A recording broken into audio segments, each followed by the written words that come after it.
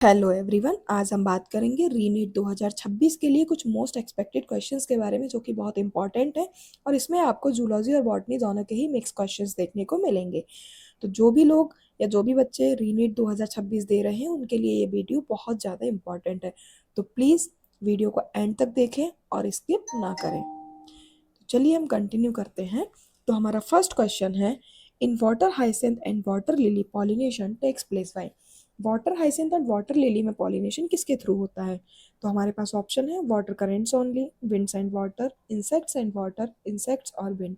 Water hyacinth and water lily के नाम पर आपको बिल्कुल नहीं जाना है। बहुत से बच्चे गलती क्या करते हैं, वो देख लेते हैं कि इसमें water hyacinth and water lily लिखा है, तो शायद या ऑब्वियसली ये किसके थ्रू करेंगे पॉलिनेशन, या वाटर के थ्रू ही करेंगे।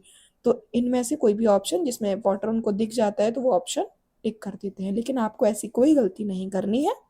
वाटर हाइसिन एंड वाटर लिली जो है वो पानी में रहते हैं, लेकिन ये पॉलिनेशन के लिए बिल्कुल भी क्या नहीं करते, वाटर का यूज नहीं करते हैं। तो इसलिए इसका जो ऑप्शन होगा वो ऑप्शन नंबर डी होगा। इंसेक्ट और विंड के थ्रू क्या करते हैं, ये पॉलिनेशन करते हैं। आप आगे आंसर भी देख सकते हैं। अब हमारा नेक्स्ट क्वेश्चन है, name the enzyme that facilitates opening of DNA helix during transcription. Transcription के दौरान डीएनए हेलिक्स की जो ओपनिंग है वो कौन करवाता है? तो कौन करवाएगा बेटा? बिल्कुल वैसे ही पिछले क्वेश्चंस की तरह, जो लोग पढ़ते नहीं है ना, मतलब ऐसे डायरेक्ट बस तुक्के मारते हैं। वो तुक्के कैसे मारेंगे? डीएनए हेलिक्स लिखा है तो इसमें से जिसमें डीएनए लिखा है किसी को भी तुक्का लगा देंगे, ऐसा नहीं करना है आपको। अब बेटा जो डीएनए पॉलीमरेज होगा वो रेप्लिकेशन करवाएगा, है ना। अब लाइगेज जोड़ने में हेल्प करेगा, हेलिकेज उसको अनवाइंड करने में। लेकिन यहाँ जो ट्रांसक्रिप्शन के दौरान जो डीएनए हेलिक्स जो है वो ओपन होती है, वो किसके थ्रू होगी? आरएनए पॉलीमरेज के थ्रू होगी। इसलिए हमारा option number D is the right option. हमारा नेक्स्ट क्वेश्चन है, the QRS complex in a standard ECG represent. Option है repolarisation of auricles, depolarisation of ventricles, depolarisation of auricles, repolarisation of ventricles.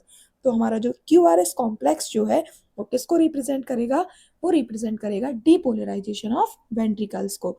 जबकि हमारा जो repolarisation of ventricle लिखा है ना, repolarisation of ventricle, ये रिपोलराइजेशन ऑफ वेंट्रिकल कौन करवाएगा? टी वेव करवाएगी। और हमारा जो डीपोलराइजेशन ऑफ ऑरिकल लिखा है, ये हमारा पी वेव करवाएगी। और इसके लिए हमारा आंसर क्या होगा? Depolarisation of ventricle. क्या होगा? Depolarisation of ventricle. चलिए हमारा नेक्स्ट क्वेश्चन है, which one of the following is the most abundant protein in the animal. Animals में मोस्ट अबेंडेंट प्रोटीन, ये तो बहुत सिंपल क्वेश्चन है। इसके लिए हमारा आंसर क्या होगा? Collision is the right option, collision. हमारा नेक्स्ट क्वेश्चन है, experimental verification of the chromosomal theory of inheritance was done by. तो हमारा जो बेटा क्रोमोसोमल थ्योरी है वो सटन एंड वॉवेरी ने दी थी, लेकिन उन्होंने ये भी बता दिया था कि जो जीन्स हैं वो क्रोमोसोम पर स्थित होते हैं, और जो क्रोमोसोम के माध्यम से ही क्या करते हैं, वो एक पीढ़ी से दूसरी पीढ़ी में ट्रांसफर भी करते हैं। ये सब उन्होंने बता दिया था, लेकिन क्वेश्चन पूछ रहा है एक्सपेरिमेंटल वेरिफिकेशन। तो ये जो एक्सपेरिमेंटल वेरिफिकेशन है वो हमारे थॉमस हंट मॉर्गन साहब ने किया था।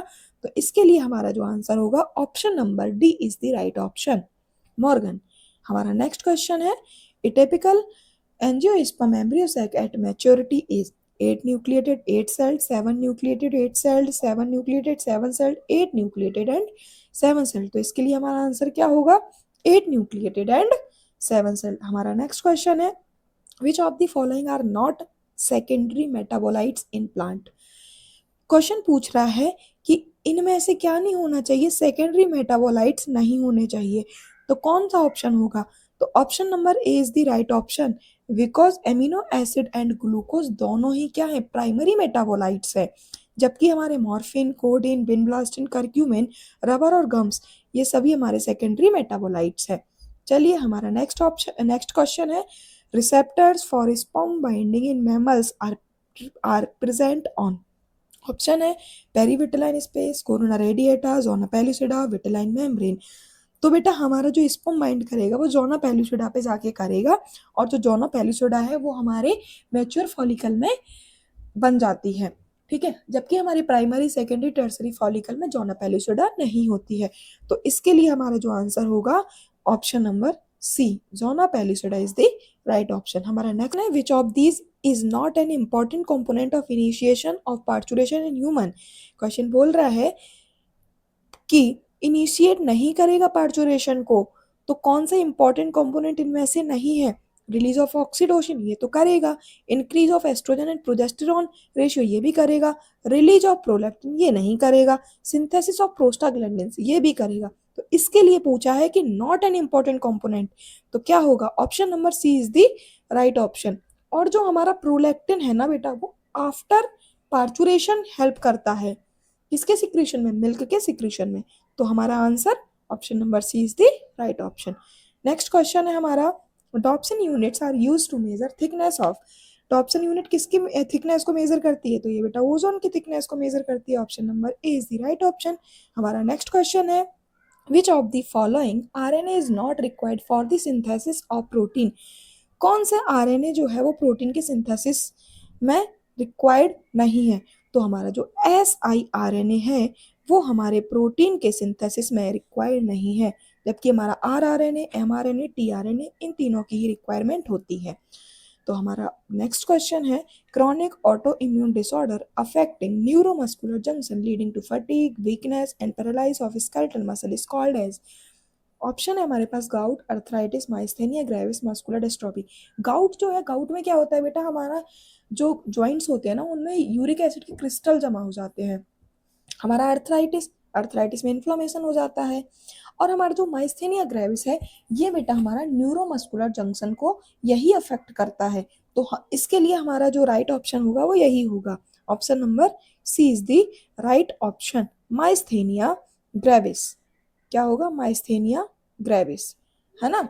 और जो हमारा मस्कुलर डिस्ट्रॉफी है ना वो एक जेनेटिक डिसऑर्डर है, इसमें क्या होता है मसल्स धीरे धीरे कमजोर और डिजनरेट होती रहती हैं।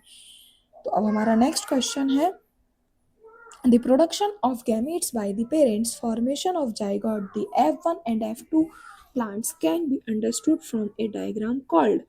तो इसमें तो हमें साफ समझ में आ रहा है, हमने पुनेट स्क्वायर नहीं पढ़ा है, सॉरी पुनेट स्क्वायर तो हमने पढ़ा है, बुलेट स्क्वायर हमने कुछ नहीं पढ़ा, नेट स्क्वायर भी नहीं पढ़ा, पंच स्क्वायर भी नहीं पढ़ा। तो हम जेनेटिक्स में किसके बारे में पढ़ते हैं, पुनेट स्क्वायर के बारे में। वेरी इजी क्वेश्चन है ना। चलिए अब हमारा नेक्स्ट क्वेश्चन है which of the following algae produce carrageenan. Carrageenan को कौन सी एल्गी प्रोड्यूस करती है, तो बेटा हमारी रेड एल्गी प्रोड्यूस करती है। तो इसके लिए हमारा जो आंसर होगा option number A is the right option. Brown algae जो है वो एल्जिन बनाती है, ब्लू ग्रीन एल्गी जो है वो एक साइनोबैक्टीरिया है, और ग्रीन एल्गी में भी कैरेगिन प्रोड्यूस नहीं होता है। तो हमारा option number A is the right option. हमारा नेक्स्ट क्वेश्चन है which of the following is a correct sequence of step in a PCR. PCR के लिए करेक्ट सीक्वेंस क्या होगा, denaturation, annealing, extension. Option number D is the next question है frequency of recombination between gene pairs on same chromosome as a measure of the distance between genes to map their position on chromosome was used for the first time by. तो इसके लिए हमारा जो answer होगा answer number first, Alfred Sturtevant is the right option. हमारा next question है which of the following stage of meiosis involves division of centromere। हमारा जो क्या पूछ रहा है, क्वेश्चन पूछ रहा है कि मियोसिस की कौन सी फेज में क्या होगा, हमारा जो सेंट्रोमियर है वो डिवाइड करेगा। तो बेटा हमारी जो मियोसिस की एनाफेज सेकंड होती है ना, उसी में हमारा क्या करता है, सेंट्रोमियर डिवाइड करता है। और इसी में क्या होता है, सिस्टर क्रोमेटिड्स जो होते हैं वो अलग अलग मतलब अपोजिट पोल्स की साइड चले जाते हैं। तो हमारा option number B is the right option है।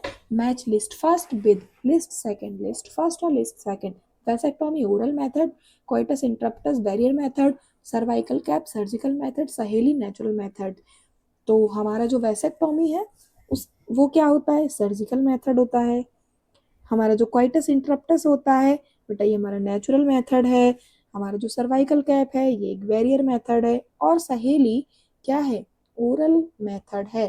तो इसके लिए हमारा आंसर क्या होगा, ए का थर्ड, बी का फोर्थ, सी का सेकंड, डी का फर्स्ट।